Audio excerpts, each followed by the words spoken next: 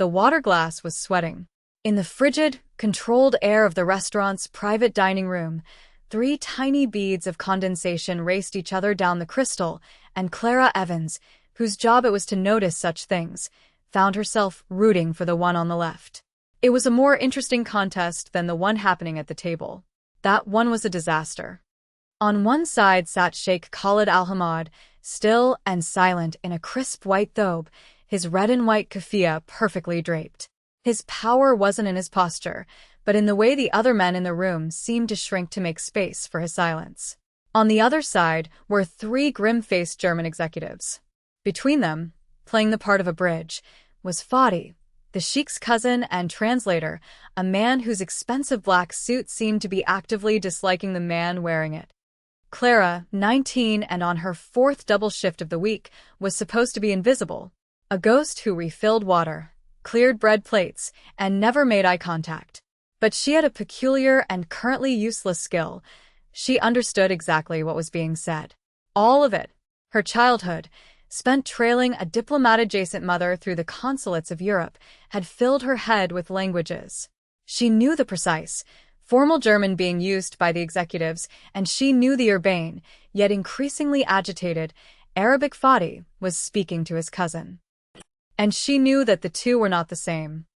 The Germans were offering a concession, a key point on logistics that would save Khalid's company millions. Fadi, however, was translating it as a new, non-negotiable demand. He was adding friction, sanding away goodwill, turning a potential agreement into an impending insult. Clara watched Khalid's jaw tighten. He was a man accustomed to respect, and his own cousin was translating a peace offering as a declaration of war. The deal was not just stalling, it was dying, right there on the white linen tablecloth. She saw the moment it was about to break. One of the Germans pushed his chair back slightly, a gesture of finality. Khalid's hand, which had been resting on the table, closed into a loose fist. Fadi smiled, a thin, predatory expression. This was what he wanted. Clara moved. Her training screamed at her to stay put, to remain furniture. But a different, deeper instinct took over, the one that hated watching a lie win. She picked up the heavy crystal pitcher of water. Her steps were silent on the thick carpet. She approached the table, her focus entirely on Sheikh Khalid's glass. As she tilted the pitcher, she leaned in, her mouth just inches from his ear, her voice a ghost of a sound meant only for him. "Your translator is lying." She poured the water, a perfect, silent stream that did not clink against the glass.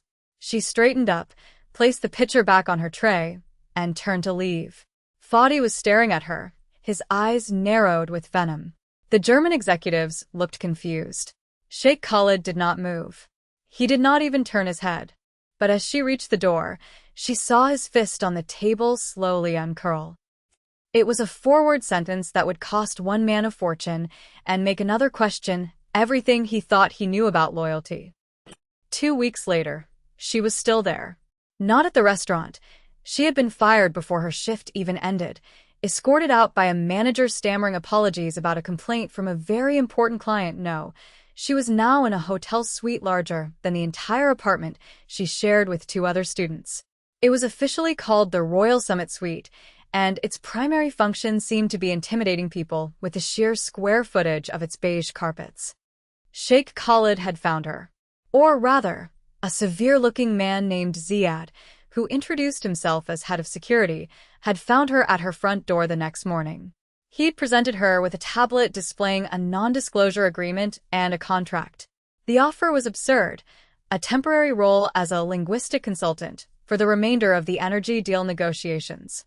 The pay was enough to clear her student loans and cover her father's medical bills for a year. It was an offer she couldn't refuse, and they both knew it.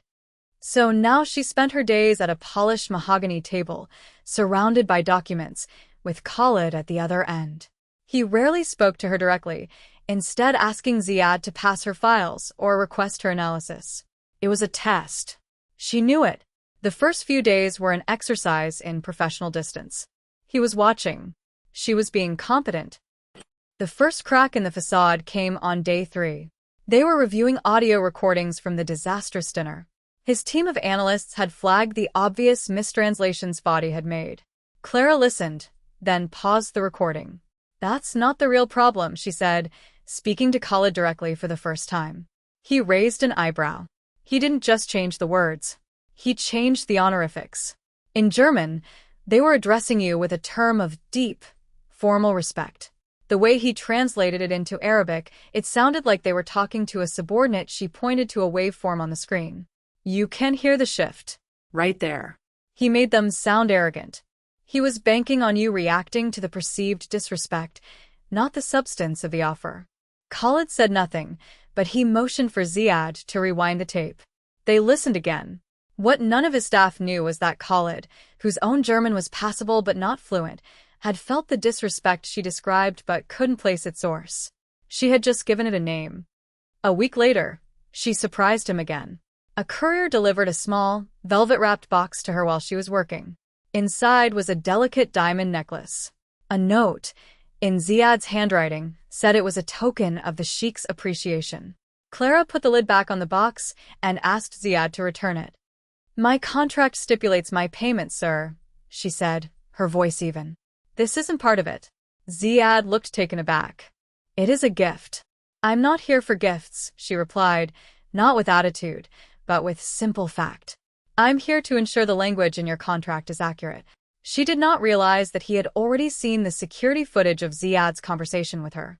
Khalid had grown up in a world where gifts were either accepted with gushing gratitude or refused as a calculated insult. Her refusal was neither. It was merely a statement of professional boundary. It was the rarest of things in his life, a transaction with no hidden agenda. Her backstory emerged, not in a flood, but in a trickle.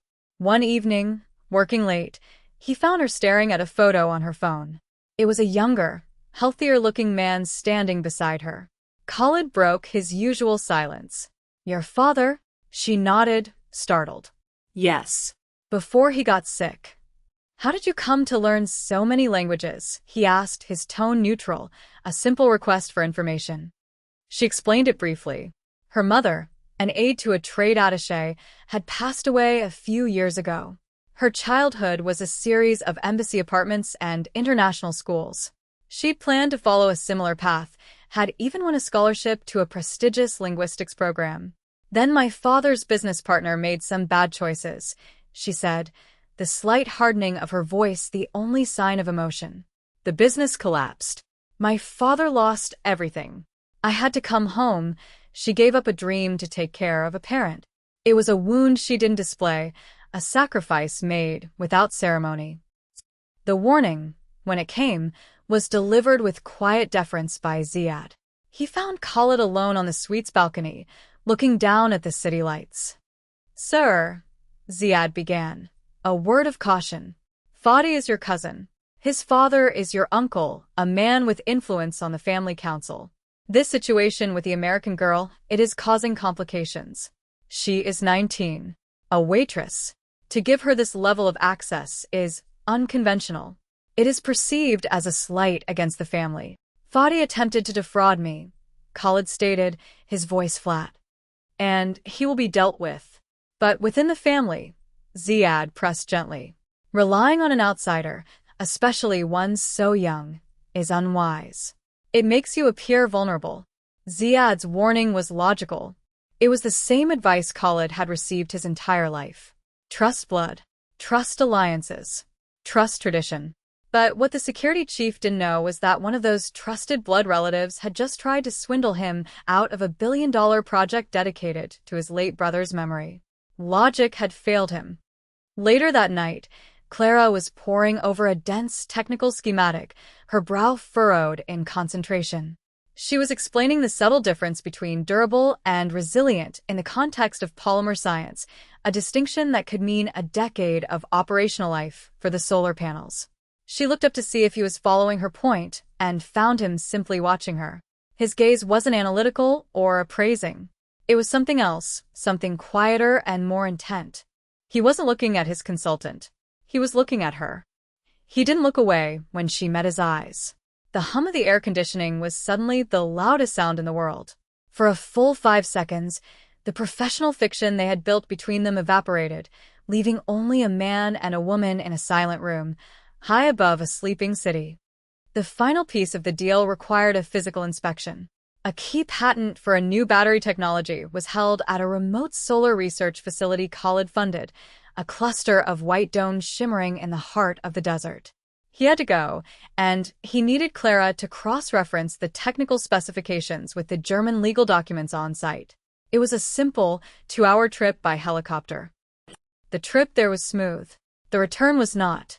The sky turned from a brilliant blue to a bruised, sickly yellow in a matter of minutes. A sandstorm, the pilot announced over the headset, and a bad one. They were forced to land at a desert-way station, an old, fortified compound once used by long-haul truckers, now mostly automated and empty. The helicopter was secured. The three of them, Khalid, Clara, and Ziad, took shelter inside the main building just as the wind began to scream. The power went out almost immediately. The world was reduced to the howl of sand scouring the thick windows and the narrow beams of their emergency lanterns.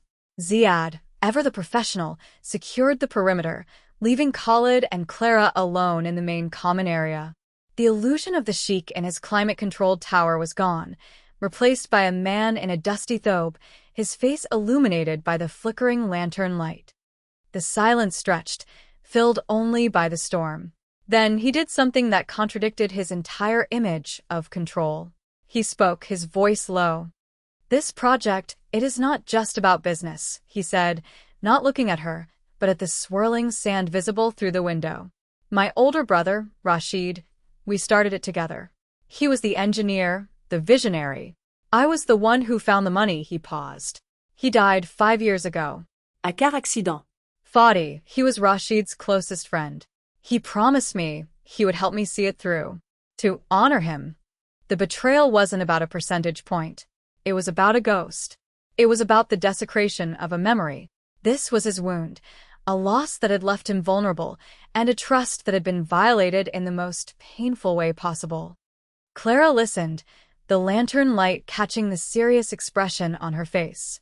She didn't offer platitudes or easy sympathy. When he finished, she was quiet for a moment. Then she said the thing no one in his life was permitted to say. "You trust the wrong people," she said, her voice soft but firm. "You surround yourself with men who say yes. Fadi is your cousin, your partner.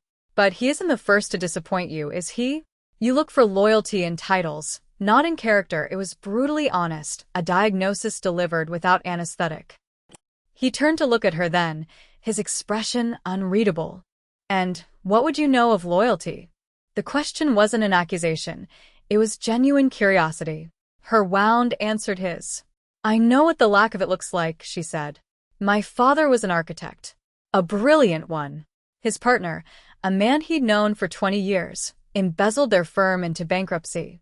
He cooked the books, forged my father's signature, and walked away clean, leaving my dad with all the debt and the legal fallout. The stress, it broke his health." She looked down at her hands. "I watched a man in a perfectly tailored suit smile and shake my father's hand at our house for years, all while he was methodically destroying him. So, yes, I care about things being right. I know what happens when they're not." Loss responded to loss. 2 different worlds, 2 different lives, but the same scar. The storm outside began to subside, its rage spent. The silence that fell in its wake was different, heavier. They were sitting on a low bench, the lantern between them. He was closer than she'd realized. He reached out, not to take her hand, but just to let his fingers brush against hers. A spark of warmth in the cool, dusty air. The moment hung there, fragile and real, a breath held between them.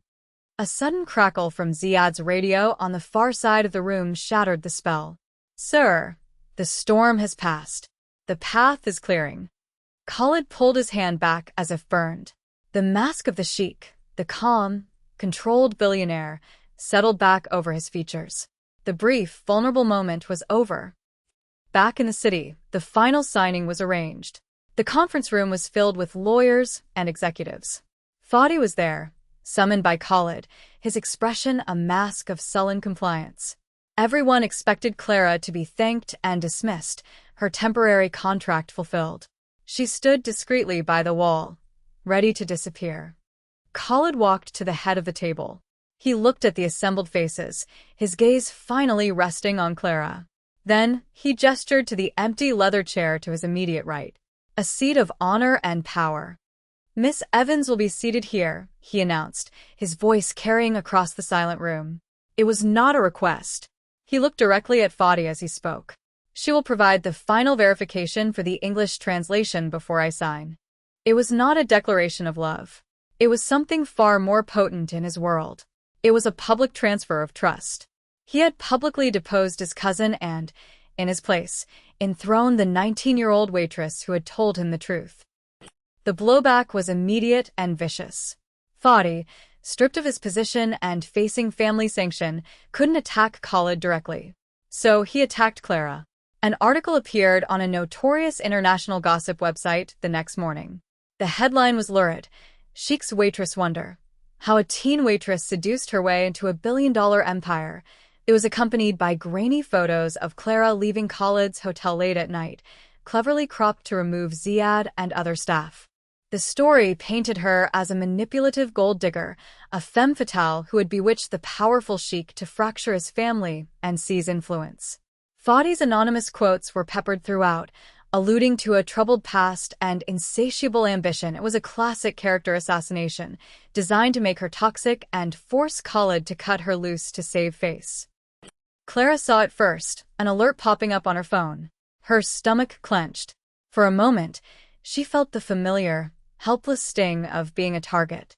But then, a cold, clear anger set in. This was the same tactic the man who ruined her father had used: public humiliation to distract from private theft. She would not be a victim. She would not run to Khalid to be saved. Instead of panicking, she went to work. During her weeks of research, she had delved into every aspect of the project, wanting to understand the context of the words she was checking. She remembered a minor anomaly in the shipping logistics. A newly formed third-party company contracted to handle all transport from the German port. It had struck her as inefficient. On a hunch, she spent the next 3 hours digging into its corporate registration. The shell company was registered in a country known for its secrecy, but she found a link, a director whose name she cross-referenced with Fadi's known associates. It was a small, greedy, and very stupid overreach. Fadi had built a mechanism to skim millions from the project's transport budget. She compiled the documents into a single, encrypted file. She could have sent it to a journalist and watched the scandal explode. But that would hurt the project and, by extension, Khalid's brother's legacy. Instead, she found the private email address for the matriarch of the Al-Hamad family, Khalid's formidable great-aunt, a woman known for her quiet but absolute authority. She attached the file and wrote a short, respectful note. "Your Highness," it read, "I believe this information regarding the new energy project is a family matter. My sole interest has always been the integrity of the project and the honor of your nephew's vision. I trust you will know how to proceed." She hit send. She did not ask for help. She did not defend herself. She simply handed the truth to the one person with the power to wield it. Khalid, meanwhile, was in a controlled rage. Ziad had brought him the article, and his first instinct was to unleash the full force of his legal and financial power to obliterate Fadi and the publication. He was about to give the order when Ziad's phone buzzed. The security chief listened, his expression unchanging. "Sir," Ziad said after hanging up, "your aunt has summoned Fadi to the family estate. He has been dealt with." He then showed Khalid the email Clara had sent. Khalid read the simple, direct note. He looked at the attached evidence. She hadn't screamed for help. She hadn't played the martyr. She had diagnosed the threat, gathered the evidence, and delivered a surgically precise strike, not to her enemy's reputation, but to his power base. She had protected his family's honor better than he could have. She didn't need a rescuer. She needed a partner. That afternoon, he called a press conference at his corporate headquarters. The room was packed. The media smelled blood.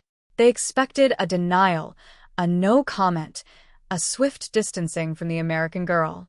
Khalid stepped to the podium and let the camera flashes die down. "I have called you here to address some recent, baseless rumors," he began, his voice calm and caring. He looked directly into the main camera.